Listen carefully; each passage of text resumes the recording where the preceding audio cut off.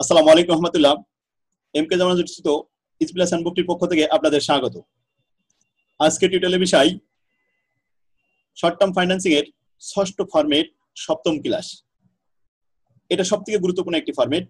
প্রতি বছরে এই ফরম্যাট থেকে 10 মার্কের প্রশ্ন আসে।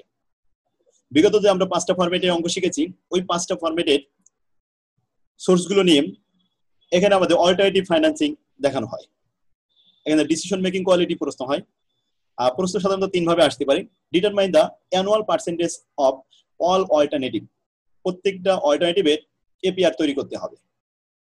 3 নম্বর প্রশ্ন, determine the effective annual rate of all alternative. প্রত্যেকটা অল্টারনেটিভের ইফেক্টিভ দেখাতে হতে পারে। 4 নম্বর, which alternative should the company select and হয়। কোন অল্টারনেটিভটা সে বাছাই করবে এবং কেন করবে সেটা ব্যাখ্যা করতে হবে। তো এই জন্য এই ফরম্যাটটা খুবই গুরুত্বপূর্ণ। আমরা বিগত যে 5টা ফরম্যাট শিখেছি সেগুলো আমরা এখন এখানে রিপিট পাবো। তো আসুন আমরা আমাদের বইয়ের প্রবলেম নাম্বার 1 থেকে শুরু করি। 2010 সালে এসেছিল এই অঙ্কটা। এখান থেকে 19 সাল পর্যন্ত সব অঙ্ক সাজানো আছে। আমার বইটা নিয়ে সংগ্রহ করে এগুলো আপনারা প্র্যাকটিস করবেন। DBL company want to rise the working capital of টাকা 10 লক্ষ। 10 লক্ষ টাকা তাদের ওয়ার্কিং ক্যাপিটাল দরকার। It has the following alternative source. আর এই 10 লক্ষ টাকার বরাবর আমাদের এখানে দেওয়া হয়েছে অল্টারনেটিভ তিনটা সোর্স দেওয়া হয়েছে। 3টা থেকে এখন আসুন যে প্রথম বলছে যে ট্রেড ক্রেডিট, ব্যবসায়ী ঋণ। যে আমরা লোন না নিয়ে ব্যবসায়ী ঋণ নিই, যেখানে আমরা মাল ক্রয় করবো সেখান থেকে বাকি ক্রয় করবো, সেখানে একটা সুযোগ নেব। কি? Credit purchase granted on term of sale 2/10 N/30। যে আমরা যেখান থেকে মাল ক্রয় করবো সেখানে নগদ টাকা না দিয়ে বাকিতে ক্রয় করবো, 10 দিনের ভিতরে টাকা দিব, 2% বাট্টা পাবো। আর সর্বোচ্চ বকেয়া সীমানা 30। এখন 2/10 N/30 কোনো টার্ম দেখলে আমরা বুঝতে পারি এটা কস্ট অফ ট্রেড ক্রেডিটের, মানে এটা ক্রেডিট পারচেজ, যেটা আমাদের ব্যবসায়ী ঋণ। তো ব্যবসায়ী ঋণের সূত্র আমরা 1 নম্বর ফরম্যাট, 1 নম্বর অল্টারনেটিভ এটা দেখেছি। 2 নম্বর বলছে ব্যাংক লোন। তো ব্যাংক লোন, শর্ট টার্মের যে ব্যাংক লোন আছে কয়টা বেসিস আমরা শিখেছি? 4টা basis. Collect basis, discount basis, instalment basis আর রিভলভিং এগ্রিমেন্ট। ঠিক আছে, তাহলে পূর্বের কথা আমরা আবার মনে করি। এখন এই প্রশ্নটা আমরা পড়বো যে কোন বেসিসে হবে, সূত্রটা কি হবে এটা মনে রাখতে হবে।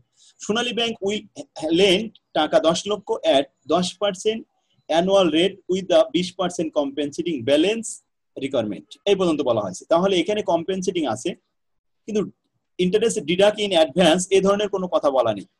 ইনস্টলমেন্ট বেসিস এই ধরনের কিছু বলা নেই। রিভলভিং ক্রেডিট বলা নেই।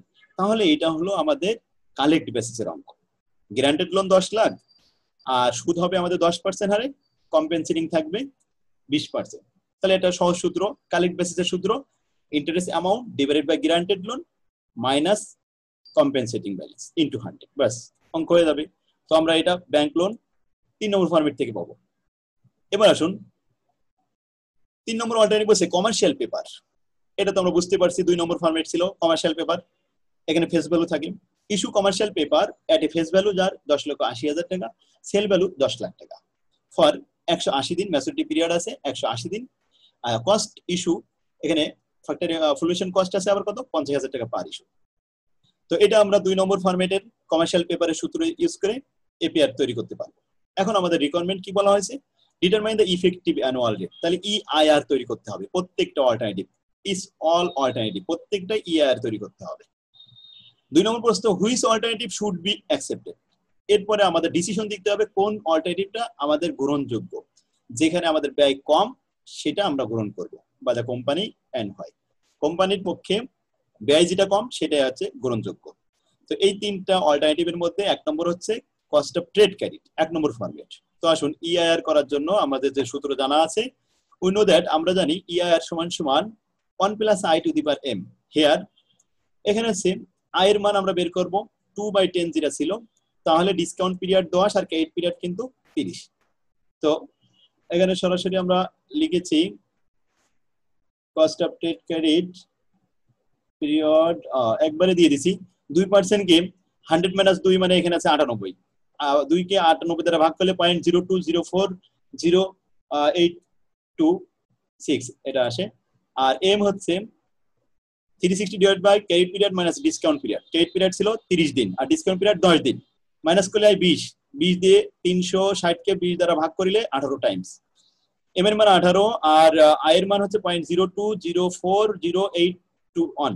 এখন আসি 82 লিখে ক্যালকুলেশন করে পাওয়ার 18 পাওয়ার দিলাম ক্যালকুলেটরে 1.4386 আসছে, এখান থেকে 1 বাদ দিলে আসছে এবং একসাথে গুণ করে একবারে পাইছি 43.86%। EIR বা EAR, এটা হলো কেটিসির EAR। আরেকটা 2 নম্বর কি বলা হয়েছিল, ব্যাংক লোন। তো ব্যাংক লোনের EIR বা EAR দেখাবো। কোন বেসিস ছিল এটা, কালেক্ট বেসিস ছিল। হিয়ার গ্যারান্টেড লোন ছিল 10 লাখ, কম্পেনসেটিং ব্যালেন্স ছিল 2 লাখ, ইন্টারেস্ট অ্যামাউন্ট ছিল 1 লাখ।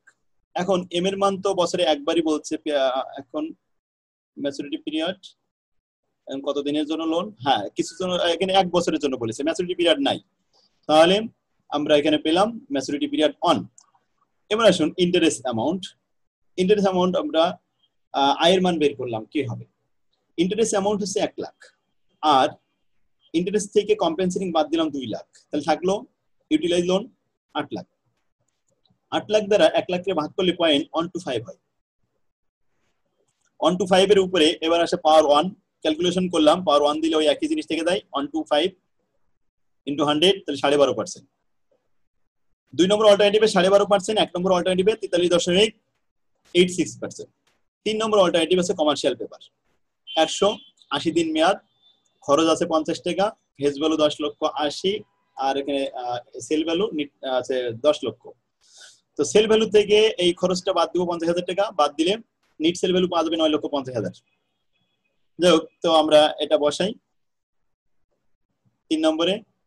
এম এর মান 360 দিন ডিভাইড বাই ম্যাচুরিটি পিরিয়ড 180 ভাগ করলে হচ্ছে 2 টাইমস। ফেস ভ্যালু 10,80,000 আর নিট সেল ভ্যালু আমরা ক্যালকুলেশন করে পেয়েছি 9,50,000। তো 9,50,000 দিয়ে ভাগ ওখানে বাদ দিলাম, বাদ দিয়ে আবার ভাগ দিলাম, ভাগ দিলে আসলো 0.1368421। এটার উপরে পাওয়ার আছে 2, পাওয়ার 2 দিয়ে ক্যালকুলেশন করার পরে আসছে 29.24%। তাহলে প্রত্যেকটা অল্টারনেটিভে আমরা EIR করলাম, কারণ আমাদের এই EIR সিস্টেমই করতে বলেছে। একটা দেখলাম 29.24, এটা আছে 12.50 আর এটা আছে 43.86। সব থেকে ছোট পার্সেন্টেজ হয়েছে 12.50, যেটা ব্যাংক লোন বোঝানো হয়েছে 2 নম্বর অল্টারনেটিভ। তো 2 নম্বর রিকোয়ারমেন্ট আমাদের চাইছিল হুইচ অল্টারনেটিভ। তো কোন অল্টারনেটিভটা আমাদের জন্য acceptable, the company should be accepted alternative 2 because their EAR effective annual rate is lower then any other alternative. অন্যান্য অল্টারনেটিভের থেকে 2 নম্বর অল্টারনেটিভে ব্যয় সব থেকে কম। প্রশ্নটা আরেকবার দেখাই, which alternative should be accepted, হুইচের জায়গায় alternative 2 should be accepted by the company because their EAR is lower than any other alternative. Clear? এভাবে লিখবেন। তাহলে আমরা 1 নম্বর অঙ্কটা করে ফেললাম, 2 নম্বর অঙ্কটা 11 সালে এসেছে। দেখুন একই অবস্থা, lotus company needs working capital 5 lakh টাকা। দেয়ার আর 3 অল্টারনেটিভ মেথড অফ ফাইন্যান্সিং, এই অর্থ আনয়ন করার জন্য 3টি অল্টারনেটিভ তার হাতে আছে। The forgoing cash discount granted on the basis of 3/10 n/60। এখানে কস্ট অফ ট্রেড ক্রেডিট বাণিজ্যিক ঋণ, এখানে আছে আমাদের ব্যবসায়ী ঋণ 3/10। 3 হলো ডিসকাউন্ট রেট, ডিসকাউন্ট পিরিয়ড 10 দিন আর ক্রেডিট পিরিয়ড হচ্ছে 60 দিন। বাস এটা দিয়ে আমরা কেটিসি বের করব। 2 নম্বর say the company has revolving credit. Revolving credit এটা হচ্ছে ব্যাংক লোনের 4 নম্বর বেসিস, 5 লক্ষ টাকা at the interest 13% with Sonali bank. Sonali ব্যাংকের থেকে লোন নেওয়া যাবে রিভলভিং ক্রেডিটে 5 লক্ষ টাকা, এইট এভারেজ বোরোইং 3 লক্ষ টাকা। তাহলে গড় পর্দায় আমরা এখানে 3 লক্ষ টাকা ইউটিলাইজ লোন দেখাবো আর আনইউটিলাইজ 2 লক্ষ, যেটা রিমাইনিং থাকবে 5 লক্ষ গ্রান্টেড, সেখান থেকে যদি ইউজ হয় 3 লক্ষ, তাহলে আনইউজ আছে কত 2 লক্ষ। দ্য কমিটমেন্ট ফি 2 লক্ষের উপরে, মানে আনইউজের উপরে 2.5% is to be paid. Commitment fee আনইউজের পরে হয় আর ইন্টারেস্ট ইউটিলাইজ লোনের উপরে হয়। এই দুইটা কস্ট হচ্ছে এই রিভলভিং ক্রেডিটের ব্যয়। আচ্ছা যাই হোক, তাহলে আমরা এখানে রিভলভিং ক্রেডিট ব্যাংক লোনের এটা পেয়ে গেলাম, বুঝে গেলাম। 3 নম্বর alternative, the company issue 120 days commercial paper. 2 নম্বর ফরম্যাট, কমার্শিয়াল পেপারের মেয়াদকাল 120 দিন, ফেস ভ্যালু যার 5 লাখ আর সেল ভ্যালু যার 4.5 লাখ। দ্য ক্রেডিট এখানে রাইটিং এক্সপেন্সেস, এটা আবার রাইটিং এক্সপেন্স আছে ব্যয় 0.5% of the size of issue. Issue size আছে 5 লাখ, এর উপরে 0.5% solution cost. Against the charge being 25%, মানে এখানে 25%, 0.25% স্ট্যাম্প ডিউটি আছে। আর 0.50%, হুইচ অল্টারনেটিভ স্ট্যাম্প ডিউটি 0.50%। আচ্ছা, এখানে হচ্ছে চার্জ আছে, ইস্যুইং চার্জ 25%, আর রাইটিং চার্জ 0.5%। হ্যাঁ, এটা আমাদের বইয়ের 2 নম্বর অঙ্ক আমরা যেটা শিখেছিলাম ওই অঙ্কটা বই মিলে গেছে। তাহলে এই হাফ আর এই হাফ মিলে 1, আর এখানে আছে 2.5, তাহলে 1.25% আমরা ফুলেশন কস্ট হিসেবে বাদ দিয়ে তারপর নিট সেল ভ্যালু দেখাবো। যাই হোক, তাহলে আমরা তিনটা অল্টারনেটিভ বুঝতে পারলাম যে কমার্শিয়াল পেপার হচ্ছে লাস্টেরটা, মাঝেরটা হচ্ছে ব্যাংক লোন, আর প্রথমটা হচ্ছে কস্ট অফ ট্রেড ক্রেডিট মানে ব্যবসায়ী ঋণের ব্যয়। তো আসুক আমরা এখানে কিভাবে তৈরি করব। এখানে আমাদের কোনো ইফেক্টিভ বা কিছু বলেনি, দেয়ার আর 3 অল্টারনেটিভ ফাইন্যান্সিং বলেছে। তো which alternative should the company choice and হয়, কোন অল্টারনেটিভটা আমাদের চয়েস করতে হবে কোম্পানির পক্ষ থেকে, যেটা ব্যয় কম সেটা চয়েস করতে হবে। তো আমরা ব্যয় কম বুঝতে গেলে এখন ইআইআর ও করতে পারি, ইএআর ও করতে পারি, বা এপিআর ও করতে পারি। তো আমরা এপিআর সিস্টেমে করেছি কস্ট অফ ট্রেড ক্রেডিটে। ক্রেডিট ডিসকাউন্ট 3%, ডিসকাউন্ট পিরিয়ড 10 দিন, আর ক্রেডিট পিরিয়ড 60 দিন, ক্যালকুলেশন করে পেলাম 22.27%। 2 নম্বরে বসে ব্যাংক লোন, এটা হচ্ছে রিভলভিং ক্রেডিট। তো গ্যারান্টেড লোন 5 লক্ষ, আর সেখানে ইউটিলাইজ লোন 3 লক্ষ, আনইউজ হচ্ছে 2 লক্ষ। ইন্টারেস্ট সবসময় ইউটিলাইজ লোনের উপরে হয় 13%, এখানে করলাম 3 লক্ষের উপরে 3,39,000 টাকা, আর কমিটমেন্ট ফি আনইউজের উপরে 2 লক্ষের উপরে 2.5%, এতে 5,000 টাকা। টোটাল কস্ট হচ্ছে 39,500, 44,000 টাকা। এই টোটাল কস্টকে ইউটিলাইজ লোন দ্বারা ভাগ করে একসাথে গুণ করলাম 14.67%। 2 নম্বর অল্টারনেটিভ শেষ। 3 নম্বর অল্টারনেটিভ হচ্ছে commercial paper, face value 5 lakh, sale value 4.5 lakh. Other cost আছে ইস্যুইং খরচ, এখানে আমরা গুণ করে দেখলাম 6,250 টাকা। তাহলে নিট সেল ভ্যালু হবে 4,50,000 থেকে 6,250 বাদ দেওয়ার পরে 4,43,750। এটি হলো নিট সেল ভ্যালু। তো নিট সেল ভ্যালুর মান বসালাম ক্যালকুলেশন করে, ম্যাচুরিটি পিরিয়ড 120 দিন, তাতে 3 টাইমস আসলো, ক্যালকুলেশন করে দেখলাম 38.03। একটা 38.03, একটা 14.67, আর একটা আছে 22। সব থেকে ছোট হচ্ছে আমাদের এই মাঝেরটা, অর্থাৎ রিভলভিং ক্রেডিট এগ্রিমেন্ট, যেটা ব্যাংক লোন কেবিএল। তো এটা আমরা লিখলাম the company should choice the alternative 2 because their APR is lower than any other. অন্যান্য অল্টারনেটিভ থেকে ওই অল্টারনেটিভটা সব থেকে ছোট হয়েছে, সুতরাং এটা আমাদের জন্য ভালো। আশা করি বুঝতে পারছেন।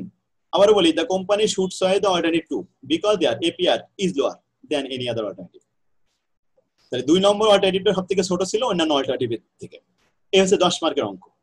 তাহলে অঙ্কটা কি ছিল, 3টে অল্টারনেটিভের মধ্যে আমরা এখন প্রস্ত পড়ে চিনতে হবে কোন ফরম্যাটের অঙ্ক এটা, কোন অল্টারনেটিভ কোন ফরম্যাট থেকে এসেছে। এইভাবে আমরা পড়তে পারলে একেবারে ফুল নাম্বার পেয়ে যাবো ইনশাআল্লাহ। সিপানে এটা আসছে 12 সাল, আগে ছিল 11 সাল। 12 সালেও 3টে অল্টারনেটিভ, এইখানেও ডিসিশন দিতে হবে। এরপর 13 সালেও 3টে অল্টারনেটিভ, প্রথমটা বলেছে কস্ট অফ ট্রেড ক্রেডিট, দ্বিতীয়টা ব্যাংক লোন, আর তৃতীয়টা কমার্শিয়াল পেপার। এই 3টে ফরম্যাট থেকে বেশি আসছে। তো ব্যাংক লোন পড়ার সময় আমাদের খেয়াল রাখতে হবে কোন বেসিসের অঙ্ক, প্রস্তুত পড়ে বুঝতে হবে। 4টে বেসিসের মধ্যে আমরা একটু পড়ি। এখানে বলছে trust bank the interest to grant the 20 lakh taka as a loan of 11% per annum after the এখানে deduction of 25% as compensating balance. দেখুন এটা আমাদের কম্পেনসেটিং ব্যালেন্স কেটে নেবে তাই বলছে, কিন্তু ইন্টারেস্ট ডিডাক্ট ইন অ্যাডভান্স এই ধরনের কথা তো বলিনি, এই জন্য কালেক্ট বেসিস হিসেবে আমরা এটা অ্যাপ্লাই করব। তাহলে সূত্র কি হবে, interest amount divide by granted loan minus interest amount. এইভাবে ছোট করে সূত্র, এই যে আমরা একটু দেখাই দিই, interest amount divide by granted loan minus compensating balance. এই সূত্রে আমরা ক্যালকুলেশন করব। তো এটা আপনারা বাসার কাজ আজকে করবেন। আর এরপরে আসুন 14 নম্বর। 14 নম্বরে অল্টারনেটিভ এ বি সি, এখানে 3টা অল্টারনেটিভ। প্রথমটা বলছে ট্রেড ক্রেডিট 3/30 and by 90। 2 নম্বর বলছে ব্যাংক লোন। ব্যাংক লোনটা কোন basis, the firm bank will loan 1,06,000 টাকা, 13% ইন্টারেস্ট আর 10% কম্পেনসেটিং ব্যালেন্স ইজ রিকোয়ার্ড। তার মানে এটা কালেক্ট বেসিস, কম্পেনসেটিং ব্যালেন্স বাদ দিতে হবে। এটা ডিসকাউন্ট বেসিস বলিনি, ইনস্টলমেন্ট বেসিসও বলা নেই, অর্থাৎ রিভলভিং ক্রেডিটও বলা নেই। রিভলভিং ক্রেডিট বললে রিভলভিং ক্রেডিট ওগুলো আমরা চিনতে পারবো। ছাত্রদের বেশি সমস্যা হয় যেটা মনে রাখতে, যে ব্যাংক লোনের কোন বেসিস এটা বুঝতে পারে না। তো এখন আশা করি আমাদের ক্লাস দেখার পরে অনেকটা ক্লিয়ার, আর আমাদের বইটা দেখলে আশা করি অনেক বুঝতে পারবেন, ভালোভাবে ক্লিয়ার হতে পারবেন। এখন এই ফ্যাক্টরিং কস্ট, এটা আছে অ্যাকাউন্ট রিসিভেবল ফ্যাক্টরিং এর কথা বলেছে। 3 নম্বর effector will buy companies receivable. তাহলে অ্যাকাউন্ট রিসিভেবল যে ফ্যাক্টরিং আর প্লাজিং ছিল, এই সেই ফ্যাক্টরিং 4 নম্বর ফরম্যাট। তো বলছে কোম্পানিজ রিসিভেবল 1,50,000 টাকা পার মান্থ, প্রতি মাসে 1,50,000, which have and average collection period 30 দিন। যদি 30 দিন হয় তাহলে মাস 30 দিনে 1 মাস। তো এভারেজ অ্যাকাউন্ট রিসিভেবল হবে কিন্তু 1,50,000। The factor will advance up to 75%। তাহলে 75% যদি অ্যাডভান্স পাই তাহলে রিজার্ভ থাকবে 25%। The value of the receivable 12% on the annual basis. তাহলে ইন্টারেস্ট হচ্ছে 12%। এখন পিরিয়ডিক্যাল ইন্টারেস্ট বানাই নেব, 1% বের হবে, পার্কিং করে নেব। The factor will charge 2% fee on the all receivable purchase. এটা factoring commission. It has been estimated that the factor service will save the company 2,500 টাকা per month, consist of the both the credit, again departmental expenses, administrative expenses and bad debt expenses. দেখুন bad date এবং admin এটা total cost থেকে minus করতে হয়, কারণ এটা cost save করে, আমরা এর আগেও শিখেছি। তাহলে সেখানে আমরা যখন পিরিয়ডিক্যাল কস্ট নির্ণয় করব সেখানে আমাদের প্রতি পিরিয়ডে মাইনাস হবে ব্যাড ডেট এবং অ্যাডমিন হিসেবে 2,500 টাকা। তো এই যে আমরা ইনফরমেশনটা পড়লাম অ্যাকাউন্ট রিসিভেবল ফ্যাক্টরিং, আমরা কিভাবে বুঝতে পারলাম? ফ্যাক্টরিং লেখা ছিল। আচ্ছা, এখন আমরা শুরু করি 3 নম্বর এই অঙ্কটা। প্রথমে ওয়ার্কিং করতে বলেছিলাম 3টা অ্যাকাউন্ট রিসিভেবল টার্নওভার। তো যেহেতু 30 দিনে ম্যাচুরিটি পিরিয়ড দেওয়া আছে, 360 ডিভাইড বাই 30 ভাগ করলে হয় 12 টাইমস। এভারেজ অ্যাকাউন্ট রিসিভেবল দেওয়া রয়েছে গিভেন 1,50,000। পিরিয়ডিক্যাল 12% কে 12 টাইম দ্বারা ভাগ করলে কত আসে? 1%। Calculation of periodical advance receive. Average account receivable সেখান থেকে রিজার্ভ বাদ দিলে যেটা থাকে সেটা এবার ফ্যাক্টরিং কমিশন বাদ দিলাম। ফ্যাক্টরিং কমিশন 2% বলেছিল।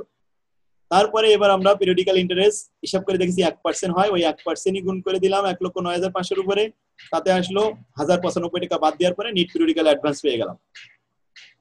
এরপরে calculation total periodical total annual কস্টটা দেখতে হবে। তো পিরিয়ডিক্যাল এখানে আছে 1,09,500 উপরে 1% করে 1,095 টাকা, আর এদিকে আসছে আমাদের 3,000 টাকা ফ্যাক্টরিং কমিশন, দুটো মিলে 4,95,000। সেখান থেকে ব্যাড ডেট বাদ দিতে হবে কত? 2,500 বাদ দিলে থাকবে 1,595 টাকা। এটাই হলো পিরিয়ডিক্যাল কস্ট। এখন অ্যানুয়াল কস্ট বের করতে হলে এটাকে গুণ করতে হবে, 12টা পিরিয়ড আছে। 1,595 গুণন 12 19,140 টাকা। 19,140। Calculation of cost of account receivable. তো কস্ট অফ অ্যাকাউন্ট রিসিভেবল আমরা ক্যালকুলেশন করে পেয়েছি। তো আসুন এখন আমরা কস্ট অফ অ্যাকাউন্ট রিসিভেবল দেখাচ্ছি। টোটাল কস্ট পিরিয়ডিক্যাল, এখানে টোটাল অ্যানুয়াল কস্ট আছে 19,140 divided by periodical advance receive. Periodical advance receive 1,08,450। এটা আমরা ভাগ করে পেয়েছি 100 দিয়ে গুণ করে 17.66%। তো আসুন এখন এপিআর সিস্টেম আমরা 3টে অল্টারনেটিভে দেখলাম। এখন 1 নম্বর অল্টারনেটিভ ছিল 18%, 2 নম্বর অল্টারনেটিভ ছিল 14% সামথিং, আর এটা আছে 17%। সবচেয়ে ছোট কোনটা? 14। এইটাই হলো অ্যাকসেপ্টেবল। যাই হোক আলহামদুলিল্লাহ, শিখে দিন। তো আমরা এই অঙ্কগুলো সবই বুঝতে পারছি। এখন ফ্যাক্টরিং একটু সমস্যা ছিল, আপনাদের ফ্যাক্টরিংটা দেখা দিলাম। আর 1 আর 2 তো পারবেন। এরকম ভাবে প্রত্যেকটা অঙ্ক অল্টারনেটিভ দেওয়া আছে, তো অল্টারনেটিভ দিয়ে আমাদেরকে ডিসিশন দিতে হবে। এখানে 14 সালে আসছে 3টে অল্টারনেটিভ। এখানে ফ্যাক্টরিং বলেছে আবার সি নম্বরে, এ নম্বরে বলেছে কস্ট অফ ট্রেড ক্রেডিট, 2 নম্বরে বলেছে ব্যাংক লোন, আর 3 নম্বরে বলেছে অ্যাকাউন্ট রিসিভেবল ফ্যাক্টরিং। তো এখন আসুন ফ্যাক্টরিং ক্যালকুলেশন করলাম।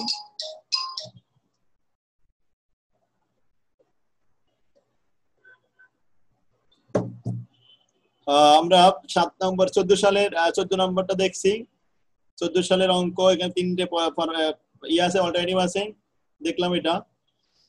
এরপরে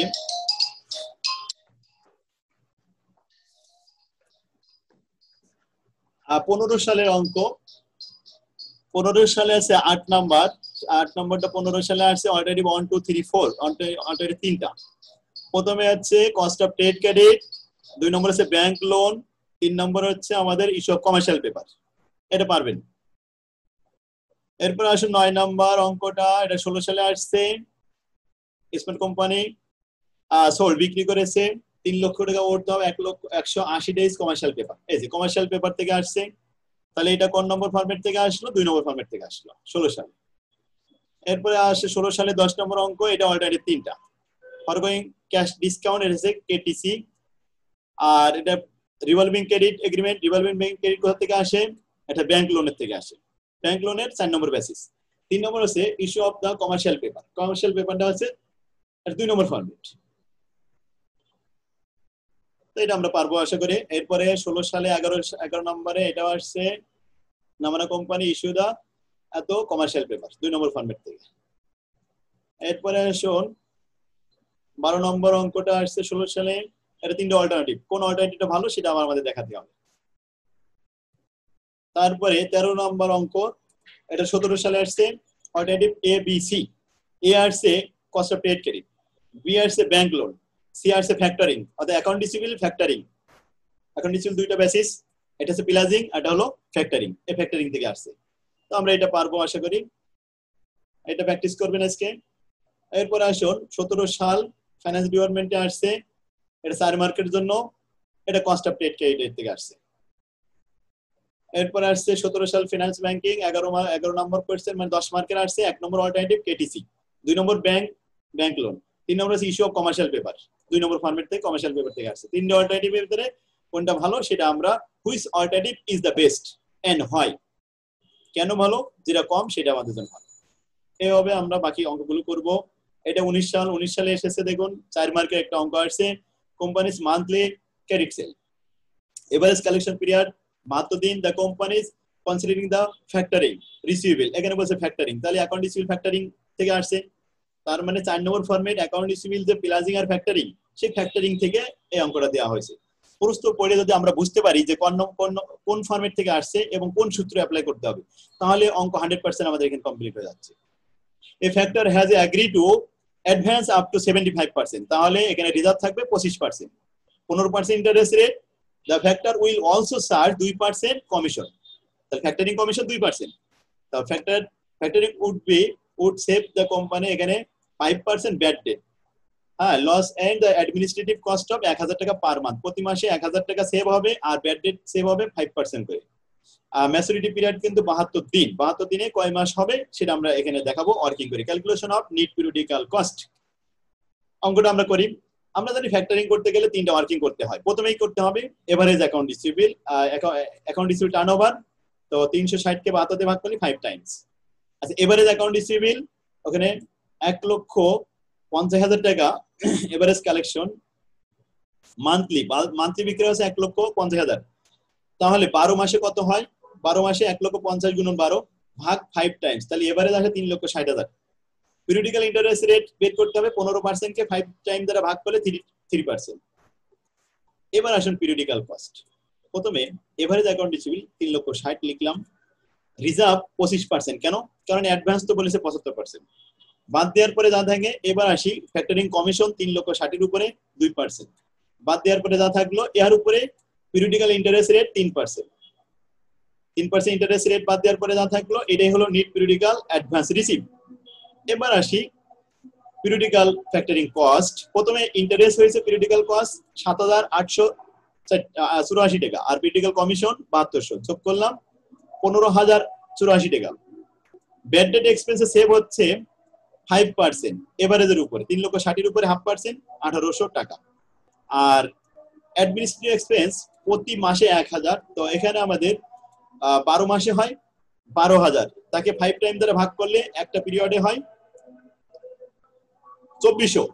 এই 2,400 টাকা এবং ওই 1,800 টাকা বাদ দেওয়ার পরে নিট পিরিয়ডিক্যাল কস্ট 10,884 টাকা। এটাই ছিল আমাদের নিট পিরিয়ডিক্যাল কস্ট অ্যান্সার। এটা আমাদের প্রসেস আইছিল শিক্ষার্থীগণ। তাহলে 19 সাল পর্যন্ত আমরা প্রশ্ন সব সলভ করলাম।